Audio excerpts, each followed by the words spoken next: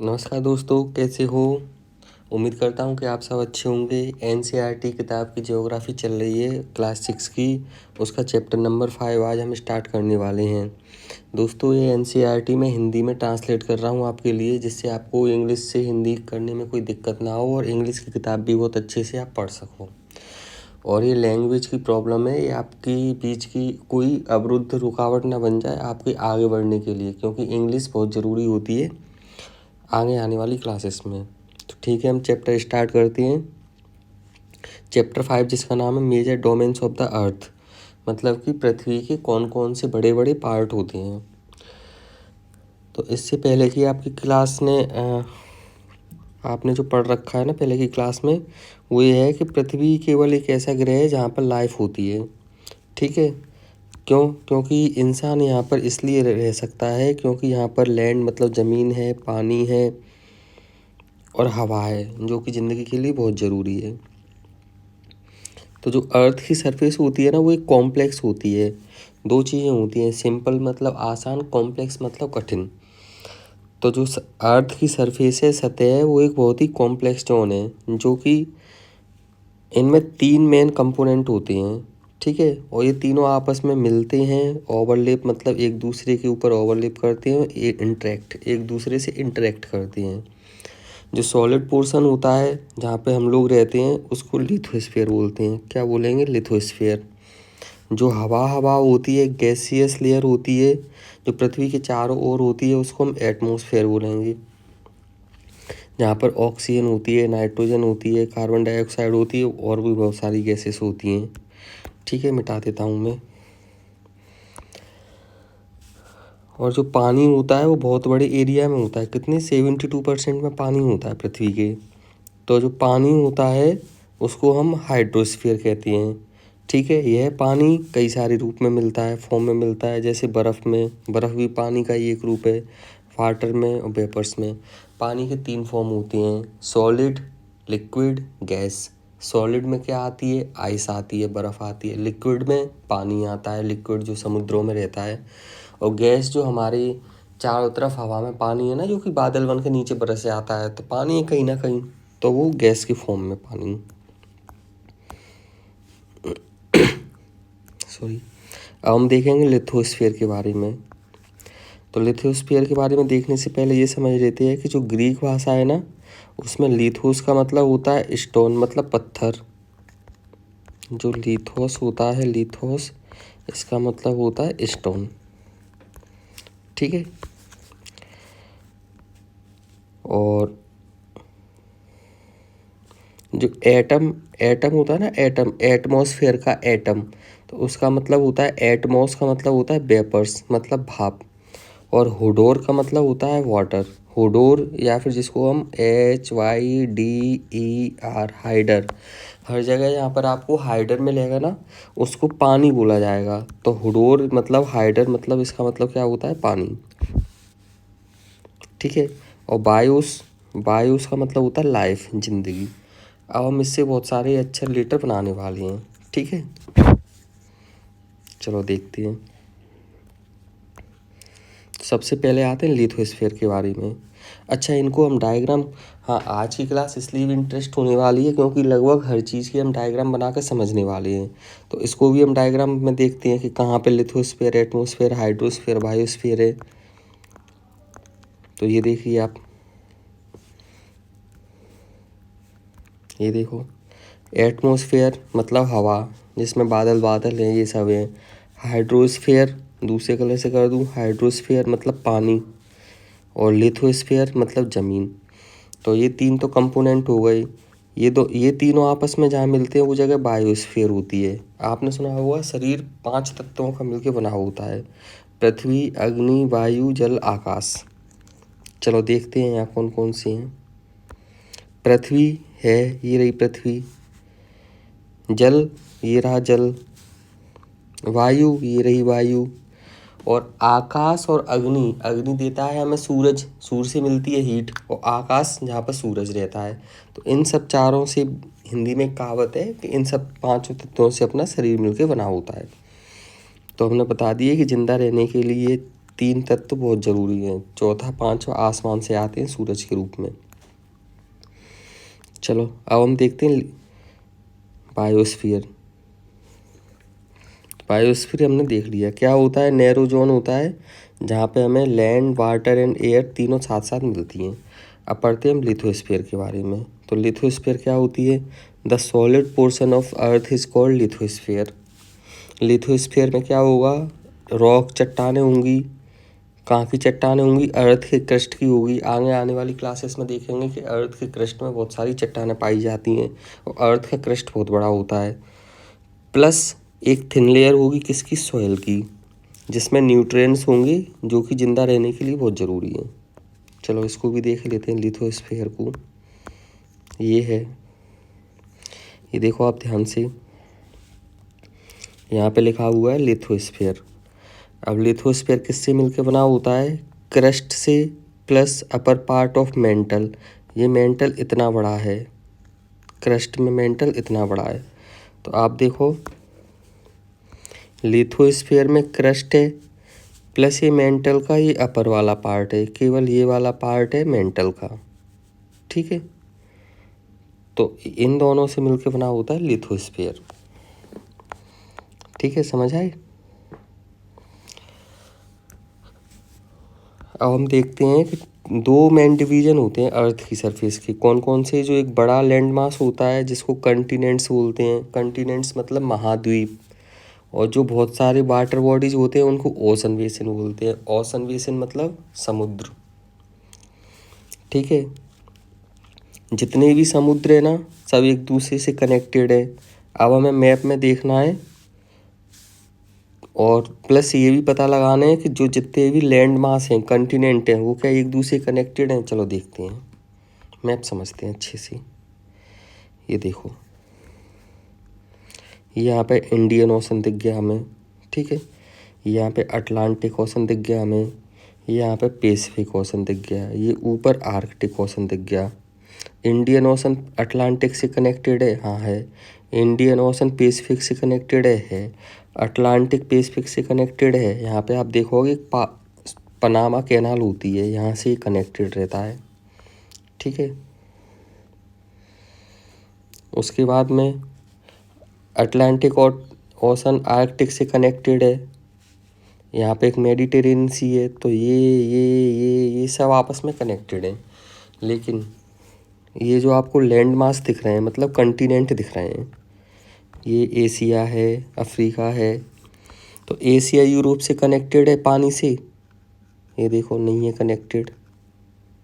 ठीक है, और भैया ऑस्ट्रेलिया के चारों तरफ तो पानी पानी है, वो तो किसी और से कनेक्टेड ही नहीं है। तो हम बोल सकते हैं कि जितने भी समुद्र हैं वो सब आपस में कनेक्टेड हैं, लेकिन जितने भी लैंड वाली जगह है वो आपस में कनेक्ट नहीं है। अब बच्चों, जो समुद्र का लेवल होता है ना वो हमेशा एक जैसा रहता है। ठीक है, रिमेन द सेम एवरीवेयर। और हम ज़मीन की जो ऊंचाई नापते हैं वो समुद्र की सतह से नापते हैं, जिसको हम 0 मान के चलते हैं। तो आपने देखा होगा ना कहीं कहीं रेलवे स्टेशन पे लिखा रहता है कि इस जिले की समुद्र से ऊंचाई 650 मीटर है। तो वो ऐसे ही नापते हैं, समुद्र की सतह 0 मान लेते हैं और उस 0 से उस जगह की ऊंचाई बता देती है। ठीक है, अब हम आते हैं अगला इंटरेस्टिंग फैक्ट। जो हाईएस्ट माउंटेन पीक है ना, सबसे ऊंचा पर्वत, वो माउंट एवरेस्ट है, जिसकी ऊंचाई 80,848 मीटर है सी लेवल से ऊपर। चलो ये तो हमने जान ली। अभी हम वीडियो में देखते हैं माउंट एवरेस्ट दिखता कैसा है और कहाँ ये सिचुएटेड है। प्लस जो सबसे समुद्र में जो सबसे गहरी जगह है उसका नाम है मैरियाना ट्रेंच। ठीक है, पैसिफिक ओशन में। कहाँ पे है ये? पैसिफिक ओशन में। वो कितनी गहरी है? 11,022 मीटर, 11,022 मीटर डेप्थ में। तो अब आपको ये पहले से पता था कि ऐसे ही बताना कि मतलब समुद्र में कोई ऐसी जगह भी है जहाँ पे पूरा का पूरा एक माउंट एवरेस्ट समा सकता है। और हमसे अगर कोई पूछे कि बताओ सबसे ऊंचे पर्वत तो होते हैं, सबसे गहरा समुद्र होता है, तो अब हम क्या बोलेंगे? सबसे गहरा समुद्र होता है। इसको देख लेते हैं। ये समुद्र का लेवल है, ठीक है। देखो ये है समुद्र का लेवल, थोड़ा बड़ा कर लेता हूँ, ये बहुत छोटा है। हाँ, ये है समुद्र का लेवल, ठीक है। यहाँ पे मैरियाना ट्रेंच है। और माउंट एवरेस्ट अगर हम काल्पनिक रूप से देखें तो ये केवल इतना आ पा रहा है, इतना समुद्र फिर भी बच रहा है, इतना समुद्र फिर भी बच रहा है। तो इसलिए बोलते हैं कि समुद्र की गहराई ज़्यादा होती है पर्वत की ऊंचाई से, ठीक है। अभी हम देखते हैं अगली वीडियो में कि ये दोनों की दोनों चीज़ें हैं कहाँ पर और दिखती कैसी हैं। दोस्तों ये आप देख रहे हो माउंट एवरेस्ट की पोजीशन। ये माउंट एवरेस्ट देखो पूरा बर्फ़ से ढका हुआ है, देखो पूरा का पूरा बिल्कुल बर्फ़ से ढकी हुई जगह है, चारों तरफ बर्फ़ ही बर्फ़, मतलब आइस ही आइस है चारों तरफ, ये देख सकते हो आप अच्छे से। अब ये क्या है कि अब अगर इसको हम थोड़ा सा और जूम इन करके देखें तो फिर हमें ये जगह कहाँ दिख रही है, काठमांडू के पास। काठमांडू किसकी कैपिटल है, नेपाल की कैपिटल। देखो ये काठमांडू के पास है ना माउंट एवरेस्ट, ये नेपाल दिखने लगा है वीडियो में, है ना। तो और ये अपना पटना लखनऊ भी आ गया, तो ये इंडिया के पास में जो नेपाल कंट्री है ना, वहाँ पर ही है माउंट एवरेस्ट, ये बिल्कुल उसके नॉर्थ में लगा हुआ है। दोस्तों अब अपन देखते हैं मैरियाना ट्रेंच, इसको क्या बोलते हैं, चैलेंजर डीप। ये कितनी गहराई पे, -2924 मीटर की गहराई पर। ये कहाँ बना हुआ है, देखो फिलिपाइन ओशन है उसके थोड़े से पास में ही है। ये आ गया हमारा नदर्न मैरियाना आइलैंड, ओके। अब ये फिलिपाइन करके सी है ना, समुद्र है, उसके पास बना हुआ है। ये देखो नीचे दिखने लगा है पेपुआ न्यू गिनीवा, ये ऑस्ट्रेलिया के पास में जगह है। तो इसके नॉर्थ में प्लस ये टोक्यो दिख रहा है, टोक्यो ये जापान की कैपिटल है, राजधानी है जापान की। तो ये वाली जगह यहाँ पर सिचुएटेड है, ऑस्ट्रेलिया और जापान इनके बीच में, बिल्कुल बीचों बीच यहाँ पर।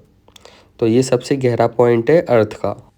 दोस्तों आगे बढ़ते हैं और देखते हैं कंटिनेंट्स के बारे में। उससे पहले एक इंटरेस्टिंग फैक्ट है, जो न्यूजीलैंड के व्यक्ति थे एडमंड हिलेरी, और फिर इंडिया, यहाँ पे इंडिया लिखा है एक्चुअली ये वहाँ के हैं नेपाल के, तेंजिंग नोर्गे शेरपा, ठीक है। ये दोनों पहले ऐसे इंसान थे जिन्होंने माउंट एवरेस्ट पर चढ़ाई की है। माउंट एवरेस्ट जो कि हमारा 8848 मीटर ऊंचा था, वहाँ पे ये दोनों पहले चढ़ चुके हैं। कब, 29 मई 1953।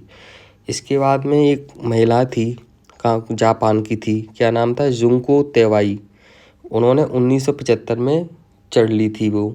इसके बाद में इंडिया की जो पहली वीमेन है वो 23 मई 1984 को चढ़ गई थी। इनका नाम क्या था, वचेंद्री पाल। कहाँ पर, माउंट एवरेस्ट में। तो आप देख सकते हो कि ये जो तीनों के तीनों चढ़े थे ना, ये मई के महीने में चढ़े हैं। इसका मतलब मई के महीने जो नदर्न हेमिस्फेयर में थोड़ी गर्मी रहती है ना, तब वो वहाँ पे चढ़ पाए। और सर्दी के महीने में तो वहाँ पे खूब आंधी तूफान आते हैं बर्फ़ों की, तो कोई नहीं जा पाता। अब हम देखते हैं कंटिनेंट्स के बारे में, ठीक है। तो कितने होते हैं, 7 मेजर कंटिनेंट। ये बड़ी बड़ी they are separated by large water body, हालांकि सब नहीं होते हैं, मोस्टली सेपरेटेड होते हैं। इनका नाम क्या है, Asia, Europe, Africa, north America, south America, Australia and Antarctica. मैं मिटा देता हूँ, आप एक बार फिर से देख लीजिए। इनके तो नाम याद कर लो, ये बहुत ज़रूरी रहते हैं इनके नाम याद करना। Asia, Europe, Africa, north America, south America, Australia and Antarctica, ये 7 हैं। अब हमें मैप पे देखना है 5.1 की, और ये नोटिस करना है कि जो लैंड मास है ना, कंटिनेंट है, वो सबकी सब नदर्न हेमिस्फीयर में है, ठीक है। ये देखो, तो सबसे पहले तो हम नदर्न और सदर्न कैसे देखते हैं बेटा, ये गई है इक्वेटर वाली लाइन 0 डिग्री, ठीक है। ये पूरा का पूरा नदर्न है, ये पूरा का पूरा सदर्न है। तो आप देखो कि ज़्यादातर जो कंटिनेंट है, जो कंट्री है ना, जो मैं कर रहा हूँ मार्क, ये पूरे नदर्न हेमिस्फीयर में है, सदर्न में इतनी नहीं है। तो ये समझाना चाह रही थी, ठीक है। अब आगे देखते हैं और क्या बोल रहे हैं। सबसे पहला है अपना एशिया, जिसमें इंडिया किस में आता है, एशिया में आता है। चलो वेरी गुड। लार्जेस्ट है, सबसे बड़ा कंटिनेंट है ये, पता है ये जगह एरिया के हिसाब से भी सबसे बड़ा है और पॉपुलेशन के हिसाब से भी सबसे बड़ा है। बेटा इंडिया और चाइना दोनों की पॉपुलेशन मिलकर 30 से लेकर 40% तक है पूरे वर्ल्ड की। इतनी ज़्यादा पॉपुलेशन रहती है इंडिया और चाइना में। और इंडिया ने तो अभी अभी 1 महीने पहले चाइना को भी पीछे छोड़ दिया। अब हम दुनिया में इंडिया वाले सबसे ज़्यादा पॉपुलस कंट्री हैं। ठीक है, तो एशिया लार्जेस्ट है, कितना कवर करता है? 1/3, मतलब 33%। 33% एरिया पूरे वर्ल्ड का एशिया के पास है। कहाँ है? ईस्टर्न हेमिस्फेयर में। देखो कैसे पता लगाएं ईस्टर्न में, तो हम ईस्ट वेस्ट कैसे पता लगा रहे थे? वेरी गुड, 0 डिग्री से एक लाइन खींच रहे थे जिसका नाम प्राइम मेरिडियन है, जो थोड़ी आड़ी टेढ़ी हो गई। क्या है इसका नाम? Prime meridian. ठीक है, यहाँ से हम पता लगा रहे थे। तो आप देखो एशिया का पूरा पार्ट कहाँ है? ईस्ट में। Very good. और इधर कौन सी होगी? वेस्ट। बेटा ऐसे ही समझ के पढ़ते चलोगे ना, कोरिलेट करके करें तो बहुत अच्छे से समझ में आएगी ज्योग्राफी हमें। नहीं तो किताब तो हर कोई पढ़ता है, हर कोई टीचर आके पढ़ा भी देता है, लेकिन समझाना बहुत ज़रूरी है। और ऐसे ही हम मैप की मदद से पूरी क्लासेस में समझते चलेंगे। ओके, अब एक और लाइन क्या लिखी है? अब देखो लाइन बाई लाइन समझा रहा हूँ मैं, लाइन बाई लाइन। इसलिए हो सकता है ये वाली वीडियो थोड़ी बड़ी हो जाए, लेकिन इस वीडियो के बाद आप बहुत अच्छी तरीके से सबको बता सकते हो कि कितने कॉन्टिनेंट है। देखना आप इस वीडियो के बाद कितने अच्छे तरीके से अपने दोस्तों से डिस्कस करोगी, और हो सकता है कि उन दोस्तों को आप पढ़ाओ बैठा के ये सब जो मैं पढ़ा रहा हूँ। ठीक है, जो ट्रॉपिक ऑफ कैंसर होती है ना, tropic of cancer passes through the continent. तो हमने ऊपर देखा, अभी फिर से देखेंगे, कैंसर पासिस होती है। तो एशिया सेपरेट होता है यूरोप से यूरल माउंटेन के द्वारा। कहाँ पर? वेस्ट में, वेस्टर्न साइड में। अब देखो क्या क्या लिखा हुआ था, पहले ही मिटा देते। ये रही हमारी ट्रॉपिक ऑफ कैंसर, ये रही। तो ये पास हो रही है एशिया से। हालांकि जो एशिया का कुछ पास्ट है ना, एशिया का कुछ पार्ट ये भी है, ये देखो। तो यहाँ से ट्रॉपिक इक्वेटर लाइन भी पास हो रही है, ट्रॉपिक ऑफ कैंसर भी पास हो रही है। मिटा दूँ इसको थोड़ा हल्का। ट्रॉपिक ऑफ कैंसर भी पास हो रही है और इक्वेटर लाइन भी पास हो रही है, लेकिन ये कैप्रिकॉर्न पास नहीं हो रही है। ठीक है, और दूसरी बात इसमें अभी क्या बताया था कि जो एशिया है ना वो यूरोप से सेपरेट है। काय के द्वारा सेपरेट है? ये मैं मिटा देता हूँ, यूरल माउंटेन के द्वारा ये बना हुआ है। यूरल माउंटेन के द्वारा एशिया यूरोप से सेपरेट है।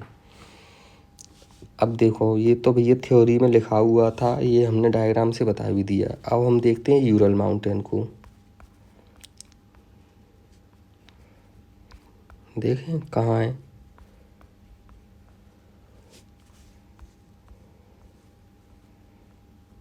ये देखो, इसकी फ़ोटो देखो कितनी प्यारी जगह है। ये जगह मैं फ़ोटो आपको इसलिए दिखा रहा हूँ क्योंकि ना फ़ोटो की एक मेमोरी हो जाती है जिसको पिक्टोरियल मेमोरी बोलते हैं। ये बिल्कुल याद हो जाएगी कि यूरल माउंटेन एशिया और यूरोप को सेपरेट करता है। मैंने विकिपीडिया से कुछ फ़ोटो लिए हैं, वहाँ पे तो बहुत सारी 109 फ़ोटो हैं। ये देखो कितनी प्यारी झील बनी हुई है ना। सर्दियों के टाइम पे यहाँ पे बर्फ़ जम जाती है। ये देखो नदियाँ भी निकल रही हैं। ये कितनी बहुत प्यारी जगह है यूरल माउंटेन। तो ये कितनी से कितनी दूर तक फैला हुआ है ये हम देखते हैं। ये देखो इस वाली जगह पे तो यहाँ बर्फ़ पड़ेगी, यहाँ पे इस वाली जगह पे यहाँ पे नदियाँ और अच्छे अच्छे प्लेन्स मिलेंगी। तो ये जगह एशिया यूरोप को सेपरेट करती है। ठीक है, एशिया और यूरोप को दोनों को मिला के हम क्या बोलते हैं? यूरेशिया। कई सारे कप होते हैं, फुटबॉल के कप, मतलब फुटबॉल जो गेम होता है ना उसके कई सारे कप होते हैं, यूरेशिया के नाम से भी रहते हैं। अब हम देखते हैं यूरोप के बारे में। तो आप देखो ऊपर डायग्राम में यूरोप बहुत छोटा है एशिया से।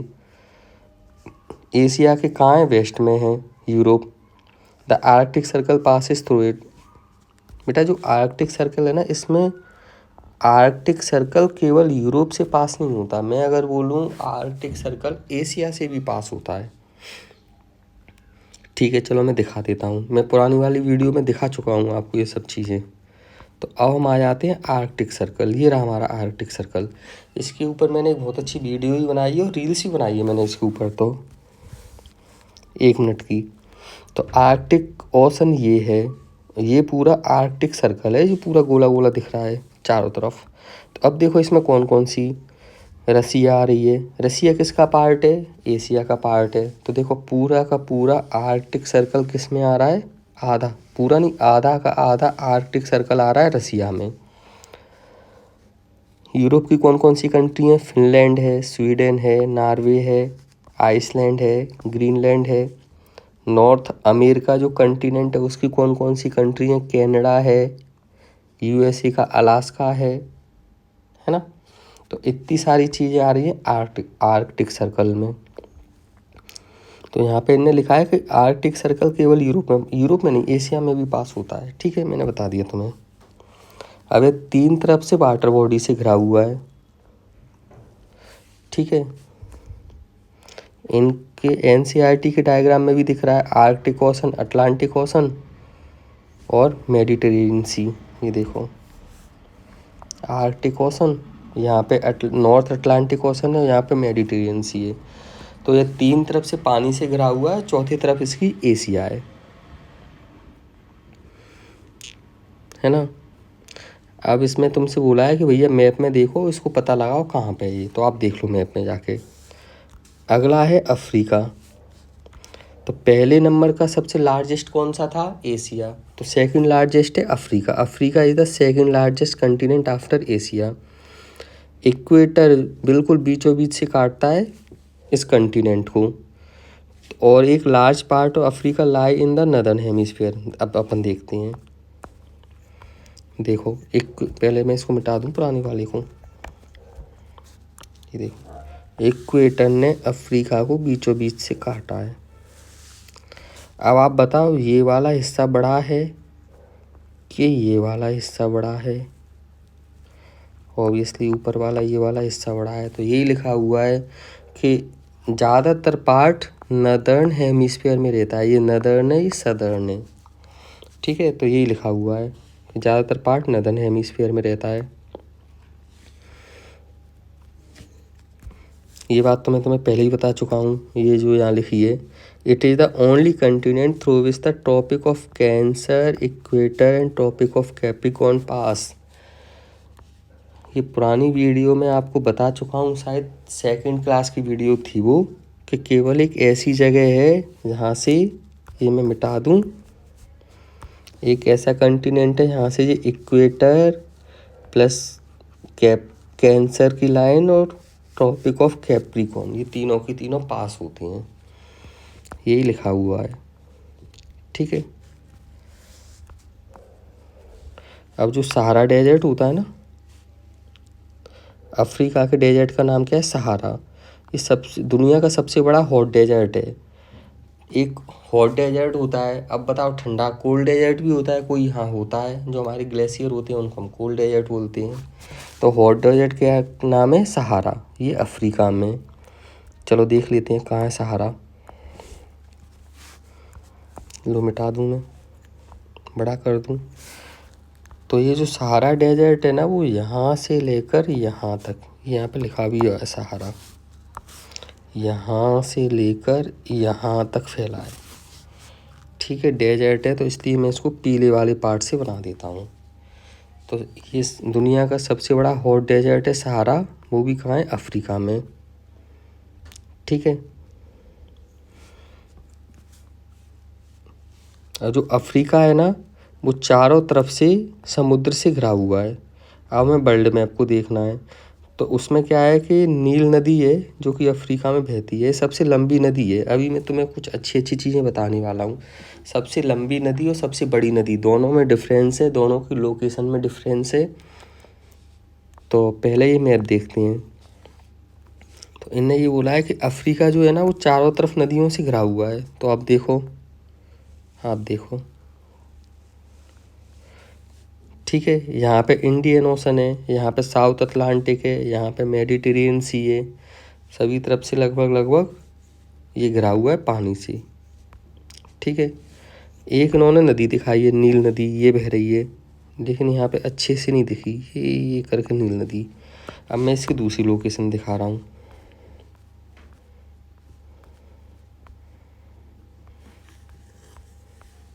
ये है नील नदी, ठीक है। सबसे पहले तो हम ये देख लें कि ये अफ्रीका है, अफ्रीका कंटिनेंट है। नील नदी कहाँ से निकल रही है? दो जगह से। एक होती है बेटा ब्लू नील, एक होती है वाइट नील। तो ब्लू नील निकलती है कहाँ से? लेक टाना से, ये कहाँ पे? इथोपिया में। और वाइट नील निकलती है लेक विक्टोरिया से, ये रही लेक विक्टोरिया। और ये कहाँ पर है? ये जंक्शन पे है किसके? तंजानिया के, युगांडा के और केनिया की। तीन नदी के जंक्शन पे बनी हुई है लेक विक्टोरिया, और वहाँ से निकलती है वाइट नील। अब ये निकली गई तो ये सूडान है, सूडान एक देश अफ्रीका का, उसकी राजधानी है खार्टूम। वहाँ पे जाके दोनों नदी मिल जाती हैं, फिर ऐसे ऐसे बहती जाती है। और इजिप्ट में कैरो नाम की जगह पर, ये राजधानी इजिप्ट की कैरो, वहाँ पे मेडिटेरियन सी में जाके मिल जाती है, ठीक है। तो ये दुनिया की सबसे लंबी नदी है। मैं जो वर्ड बोल रहा हूँ, ये दुनिया की सबसे लंबी नदी है। और ये अमेजन, ये दुनिया की सबसे बड़ी नदी है। अभी देखो, अभी और अच्छे से समझाऊंगा मैं। ये जो मैंने लिखा हुआ था ना कि कहाँ से निकलती है, ये सब यहाँ पे लिख रखा है। आप चाहो तो वीडियो को पॉज करके एक्स्ट्रा इन्फॉर्मेशन है आप नोट डाउन कर सकते हो, ठीक है।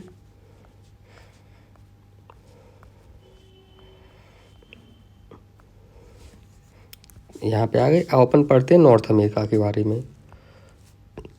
नॉर्थ अमेरिका क्या है? Third largest continent. फर्स्ट का नाम बताओ आप मुझे, सेकंड का नाम आप बताओ मुझे कमेंट बॉक्स में आके। सबसे बड़ा कौन सा है, सेकंड लार्जेस्ट कौन सा है? नॉर्थ अमेरिका कौन सा है? थर्ड लार्जेस्ट कॉन्टिनेंट है, ठीक है। अब ये साउथ अमेरिका से जुड़ा हुआ है very narrow strip of land called isthmus of Panama. बेटा एक पनामा एक नहर का नाम है। पनामा तो वैसे एक देश है जो कि नॉर्थ अमेरिका और साउथ अमेरिका के बीच में है, लेकिन उसका भी जो इस्थमस होता है ना, इस्थमस क्या होता है? बहुत पतला सा पार्ट होता है किसी भी दो जगह के बीच में। जैसे ये है इस्थमस, ये देखो, ये पूरी नॉर्थ अमेरिका है, ये पूरी साउथ अमेरिका है, इसके बीच में ये इस्थमस बनी हुई है, वहाँ से पनामा कैनाल निकलती है। अब बेटा मैं पनामा कैनाल का तुम्हें दिखाता हूँ बहुत प्यारी सी फोटो। ये देखो, ये अब ये पनामा का इस्थमस है। केवल जो इतना वाला पार्ट है ना, ये पनामा का इस्थमस है। यहाँ से दो वाटर बॉडी हैं, ठीक है। एक बार समुद्र नहीं, जहाज़ इधर से जाएगा, एक बार जहाज़ इधर से आएगा। ये देखो मिटा देता हूँ, आपको जहाज़ चलते हुए भी दिखाई दे रहे हैं यहाँ पे। तो ये है इस्थमस ऑफ पनामा। ये नॉर्थ अमेरिका कंटिनेंट और साउथ अमेरिका कंटिनेंट के बीच में है, ठीक है। अब अगला पॉइंट लिखा हुआ है जो कंटिनेंट है ना, जो महाद्वीप है, वो कहाँ है? नदर्न में और वेस्टर्न हेमिस्फेयर में।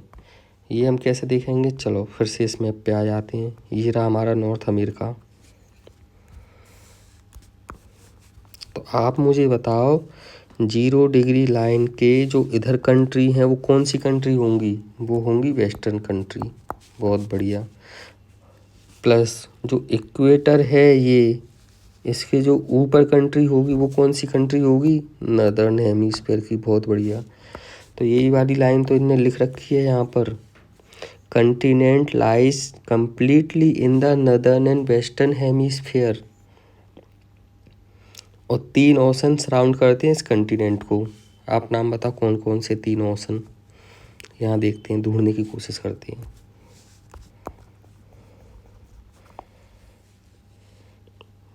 इस डायग्राम में तो अच्छे से नहीं दिख रहा, अगले डायग्राम में देखते हैं। सॉरी, ये देखो, ये कितना प्यारा दिख रहा है नॉर्थ अमेरिका। ये रहा नॉर्थ अमेरिका।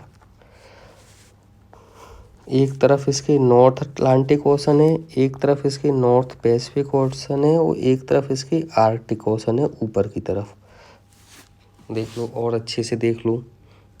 ये रहा तुम्हारा नॉर्थ अमेरिका, ये मैं बना देता हूँ, ये ऐसे, ये नॉर्थ अमेरिका है, ठीक है। यहाँ से साउथ अमेरिका स्टार्ट होता है। तो north Atlantic ocean, north Pacific ocean और आर्कटिक ओशन, ये तीनों तरफ से घिरा हुआ है पानी से। यही वाली बात इनने यहाँ पर लिखी हुई है।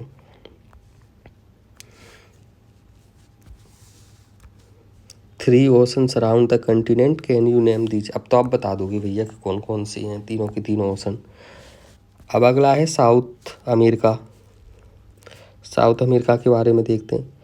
ये south America mostly southern hemisphere में, इसका नाम साउथ अमेरिका इसलिए पड़ गया। और पूछा है which two ocean surround it on the east and west side. तो भैया अब तो आप बता दो यार। ये देखो, यहाँ पर होगा north Atlantic, sorry south Atlantic. यहाँ पर कौन सा होगा, साउथ अटलांटिक। और यहाँ पर होगा साउथ पैसिफिक। देखो इनका क्या चक्कर है अटलांटिक और पैसिफिक का। ये पैसिफिक इतना बड़ा है, ये बहुत बड़ा है ये वाला ओशन, और अटलांटिक ऐसे बना हुआ है। तो इसको कन्वीनियंस के लिए नॉर्थ अटलांटिक प्लस ये साउथ अटलांटिक, तो ये पूरा साउथ अटलांटिक है और ये पूरा नॉर्थ अटलांटिक है। ऐसे ही पैसिफिक का है, ये ऊपर वाला हिस्सा नॉर्थ पैसिफिक कर दिया है, नीचे वाला साउथ पैसिफिक कर दिया है, ठीक है। तो जो साउथ अमेरिका है वो साउथ अटलांटिक यहाँ पर और साउथ पैसिफिक यहाँ पर ऐसे घिरा हुआ है दोनों तरफ से। तो इनका भी हमने नाम पता लगा लिया। अब अगला क्वेश्चन पूछा है, अगला फैक्ट लिखा हुआ है, the Andes world longest mountain range run through it length from north to south. देखते हैं भैया एंडीज कहाँ है। ये देखो, दुनिया की सबसे लंबी माउंटेन रेंज एंडीज, जो कि नॉर्थ से साउथ की तरफ आ रही है। ये नॉर्थ है, ये साउथ है। और अभी आप देखोगे एक नदी अमेजन जो ऐसे पास हो रही है, ठीक है। अभी मैं दिखाता हूँ आपको। देख लिया एंडीज पर्वत को, मिटा दूँ। अब लिखा है south America has the world largest river Amazon. Amazon जो आप देखते हो ना, अमेजन से बहुत सारा सामान आता है आजकल। अमेजन तो तुम शॉपिंग करते हो अमेजन से, लेकिन यह नाम कहाँ से पड़ा, सबसे दुनिया के सबसे बड़ी जंगलों से। ये जंगल कहाँ पे हैं, ये जंगल साउथ अमेरिका में हैं और इन जंगलों का नाम है अमेजन। और उसी से निकलती है एक नदी जिसका नाम है अमेजन रिवर, ठीक है। इतनी बात क्लियर है। अब हम देखते हैं दूसरे एक डायग्राम में अमेजन रिवर और एंडीज के बारे में। ये देखो, ये देख रहे हो आप यहाँ पे, ये तो एंडीज पर्वत है। ये देखो एंडीज जो नॉर्थ से साउथ की तरफ गए हैं, नॉर्थ से साउथ की तरफ एंडीज। प्लस ये जो दिख रही है इतनी बड़ी नदी, ये अमेजन का रिवर बेसिन है जो कि अमेजन के जंगलों में पाई जाती है। मैं इसको वो कर देता हूँ, मिटा देता हूँ, आप अच्छे से देख लो, ठीक है।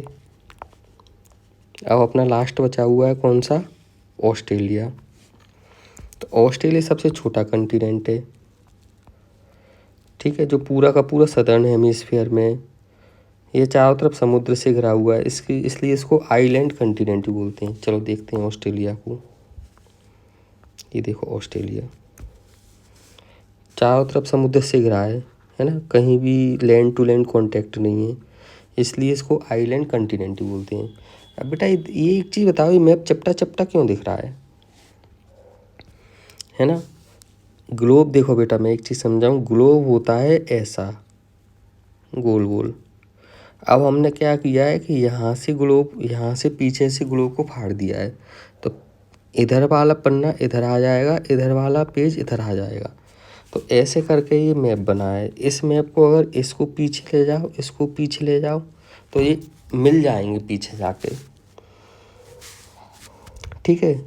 तो ये थोड़ा मैंने बता दिया है ग्लोब और मैप में क्या डिफरेंस है। हालांकि हमने पुरानी जो अपनी एनसीईआरटी की वीडियो पढ़ी है ना, पुरानी क्लासेस की वीडियो डली हुई हैं, उसमें मैंने ये डिफरेंस अच्छे से बता दिए थे, ठीक है। लास्ट का कंटिनेंट है अंटार्कटिका। एंटार्क्टिका ये पूरा का पूरा सदर्न हेमिस्फीयर में, ये बहुत बड़ा कंटिनेंट है। साउथ पोल कहाँ होता है? इसके सेंटर में होता है, ठीक है। तो ये साउथ पोल रीजन में, तो इसमें हमेशा बर्फ़ बर्फ़ बर्फ़ ढकी रहेगी, हमेशा बर्फ़ रहती है इसके ऊपर। यहाँ पे कोई इंसान नहीं रहते हैं, ठीक है। कई सारी कंट्री के रिसर्च स्टेशन है अंटार्कटिका में। इंडिया के भी 2 हैं, मैत्री और भारती। चलो थ्योरी तो हमने समझ ली, अब हम देखते हैं डायग्राम से। ये देखो, ये रहा अंटार्कटिका, ठीक है। ये बर्फ़ ही बर्फ़ है ये देखो, आप देख सकते हो ना, बर्फ़ है, बस बर्फ़ के अलावा और कुछ नहीं है, कोई ह्यूमन सेटलमेंट नहीं है। और ये हम जब ग्लोब को नीचे से देखते हैं तो ये अंटार्कटिका, ये देखो साउथ अमेरिका है, ये देखो ऑस्ट्रेलिया है, ये देखो अफ्रीका है। 3 कंटिनेंट के बीच में है आपका अंटार्कटिका, ठीक है ना। क्लियर हो गया? 3 कंटिनेंट के बीच में अंटार्कटिका। इस पे क्या है, कई सारी कंट्रियों ने अपने रिसर्च स्टेशन बना रखी हैं। तो इंडिया के भी हैं 2 रिसर्च स्टेशन। क्या नाम है इनका? मैत्री और भारती। ये देखो यहाँ पे मैत्री लिखा हुआ है, यहाँ पे भारती लिखा हुआ है। अब ये तो गुचर गुचर हो गई है, इसको अच्छे माले मैप में देखते हैं। यहाँ देखते हैं मैत्री और भारती कहाँ है। तो ये देखो, यहाँ कहीं है मैत्री, कहाँ? यहाँ कहीं, और यहाँ कहीं है भारती। तो आप बता पाओगे इंडिया के 2 रिसर्च स्टेशन हैं वो कहाँ कहाँ हैं अंटार्कटिका में? तो यहाँ है मैत्री और यहाँ है भारती, ठीक है। चलो अब ये वाली क्लास अपन यहीं ख़त्म करते हैं, अगली क्लास से हाइड्रोस्फीयर के आगे से पढ़ेंगे। बेटा वीडियो बनाने में बहुत मेहनत की है मैंने, बहुत सारे डायग्राम में इस वीडियो में ला लेके आया हूँ। डायग्राम की मदद से तो हम चीज़ें समझते हैं तो वो बहुत अच्छे से समझ में आती हैं, प्लस हमारी परमानेंट मेमोरी में चली जाती हैं। अभी आप क्लास 6 में हो या फिर हो सकते हो किसी कॉम्पिटिशन की तैयारी कर रहे हो, तो ये चीज़ें जो मैंने समझाई है ना, बहुत अच्छे तरीके से समझाई हैं। और आप देखोगे कि जब भी इससे रिलेटेड कोई क्वेश्चन आएगा आप पक्के से बता दोगे, ठीक है। वीडियो में अगर कोई डाउट हो रहा हो या फिर कुछ सलाह देना हो, मुझे भी आप सलाह दे सकती हैं। तो आप कमेंट बॉक्स में जाकर लिख सकती हैं मेरे बारे में कुछ, या फिर आपको जो डाउट हो वो भी पूछ सकते हैं। और वीडियो अगर चैनल अभी तक सब्सक्राइब नहीं किया है तो सब्सक्राइब कर लो। इससे क्या है, जो नई वीडियो आती है ना उसकी नोटिफिकेशन आ जाती है तुम्हारे पास। प्लस आपको अगर पूरी वीडियो देखना हो तो प्लेलिस्ट डली हुई है मेरे चैनल पे, आप प्लेलिस्ट को खोल कर पूरी की पूरी क्लास 6 की वीडियो भी देख सकते हो। अगर वीडियो आपको पसंद आ गई हो तो लाइक कीजिए, अगर पसंद नहीं आई हो तो आप डिसलाइक भी कर सकते हो, बट कोई ना कोई रिएक्शन देके जाओ, ठीक है। मिलते हैं अगली वीडियो में, तब तक के लिए बाय बाय, गुड बाय।